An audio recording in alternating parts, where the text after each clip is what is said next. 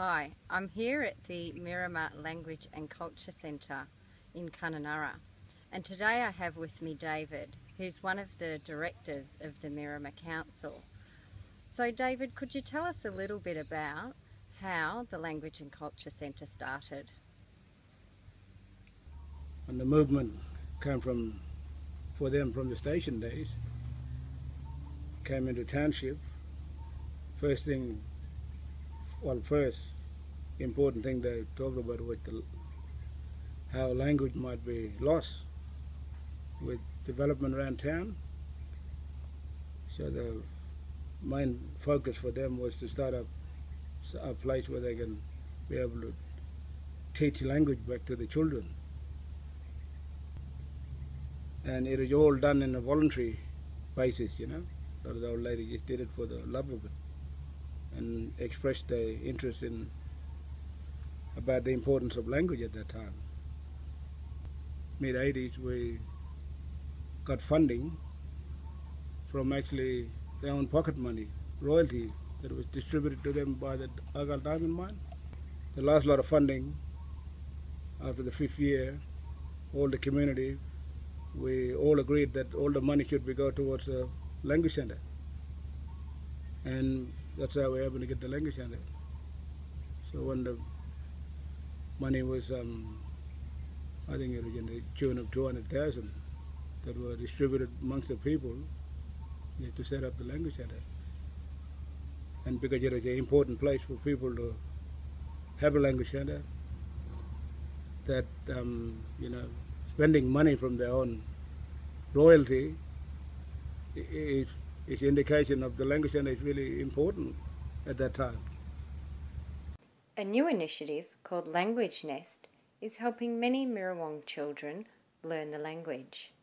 Yeah, we have all kind of classes. It all depends on other corporation. If they, in other words, the door is open for all other groups to come and learn if they want to learn Mirawong. But in particularly our children, where the language should be taught to really. We still find ways of how we can get the language taught back to the kids, you know, by organising bush trip now. Even though we're switching over to how we normally want to work with kids, we still get that time to teach that language back to kids. And I think now we're going more further. Now we're getting kids now at playgroups and that. So we got another project now which is called Language Nest, and we've got a staff to do that job, and we've got other language workers working there too. Our main job is to make sure that the language keep being taught back to the kids and the wider community for that matter. So non-Indigenous people can come and learn about the language itself. That if, like I said, the door is open there.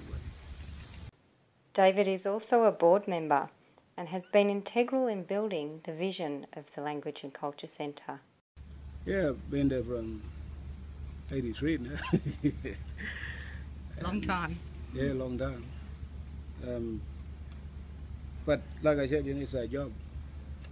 So once we give instruction to do something, we can't walk away from it. Well, I can do other things if I want to, but it'll be a bad thing for me to do that, walk away from my people, you know. Once I've been chosen as that particular person to lead the way, I can't really back out of it. We've got a lot of upcoming young fellas now. They spend their time here as language workers, but eventually later on they will take up that role and do the things that we're doing.